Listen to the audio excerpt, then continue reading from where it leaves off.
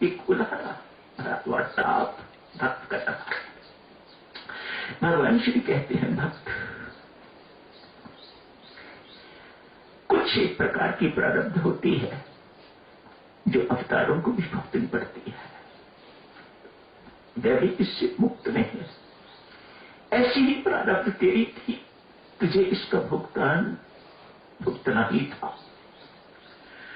मैंने प्रारब्ध नहीं बदली, लेकिन इस भोग की जो पीड़ा थी वो मैंने सह कर ली, वह मैंने अपने ऊपर ले ली।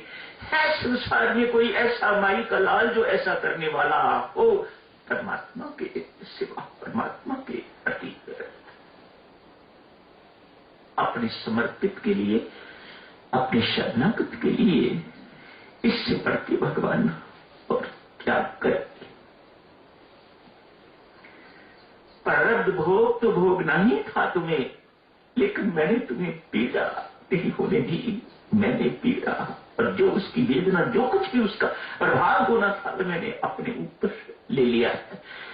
मुझे लगता है परमात्मा ने चाबुक के निशान भी उसकी पीठ पर नहीं पड़ने दिए, वे निशान भी अपनी पीठ पर ले लिए। जो खून निकलना था वह भी अपनी पीठ से निकाल, उसको आज नहीं आने दी। ये भगवान की करनी, भगवान की महिमा।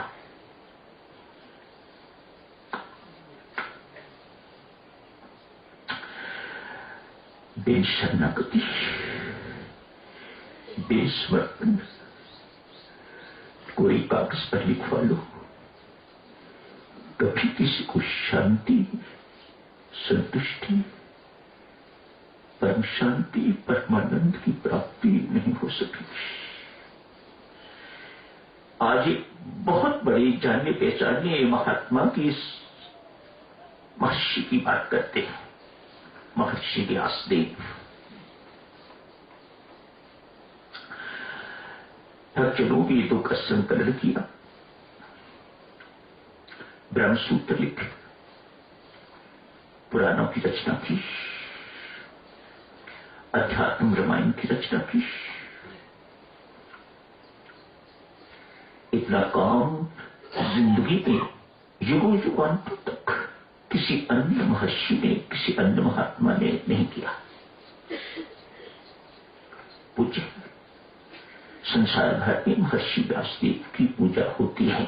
आज ये सब कुछ करने के बाद सरस्वती नदी के किनारे अकेले बैठे हैं, आंखों में आंसू, उदासी के आंसू।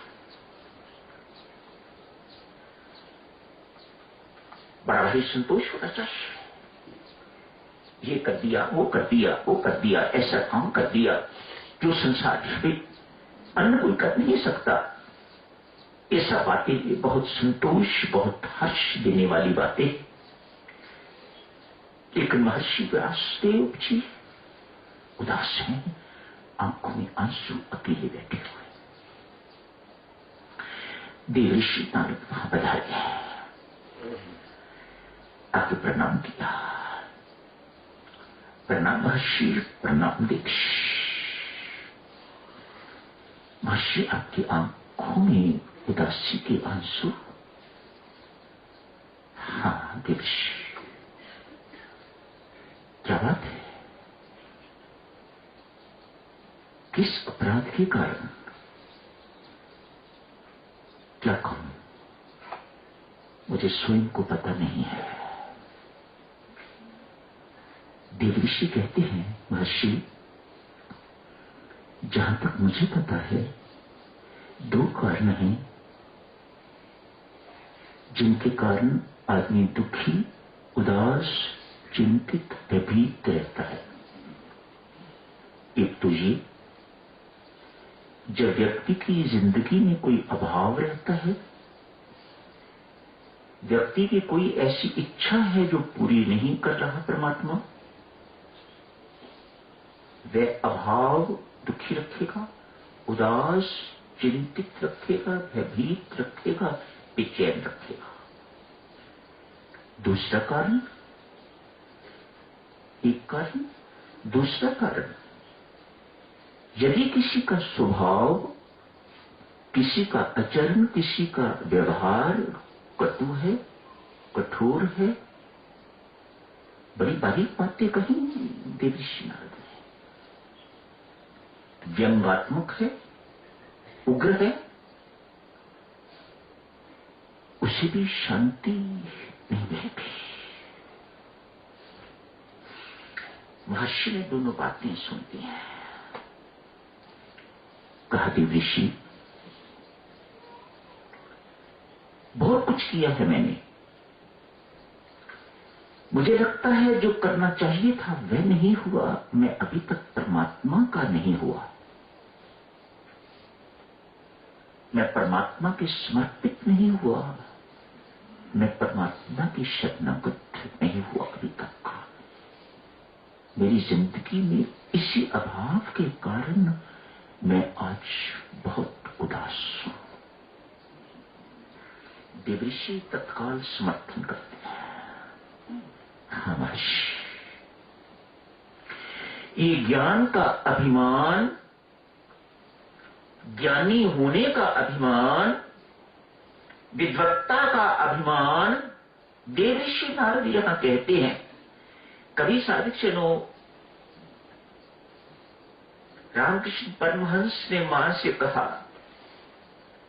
मां बड़े बड़े विद्वान मेरे पास आते हैं, मैं बुद्ध, मैं अनपढ़, मैं उन्हें क्या जवाब दूं? वो इतने विद्वान, प्रकांड विद्वान, मैं उन्हें क्या जवाब दूं? मुझे विद्या दे। मां ने कहा, पुत्र क्या मांग रहा है? जानते हो इन विद्वानों और प्रकांड विद्वानों, बड़े बड़े महापुरुष अपने आप को कहलाने वाले, इनकी दुर्गति क्या होती है मैं तुम्हें बताऊं? धरती नाली के कीड़े मकोड़े बनते हैं, और मैं नहीं चाहती कि तू वैसा बने।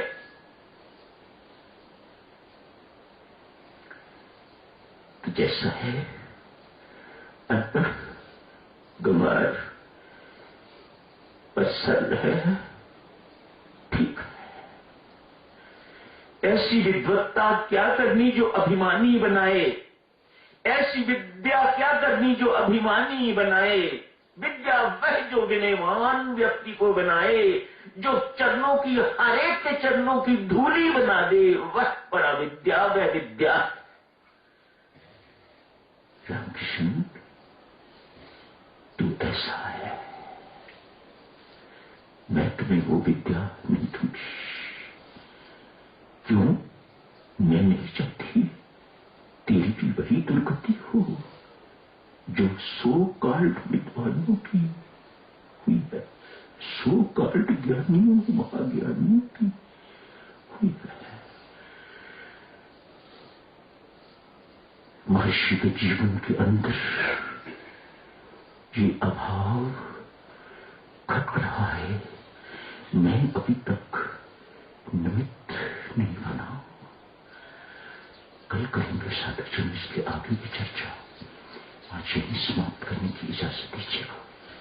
धन्यवाद।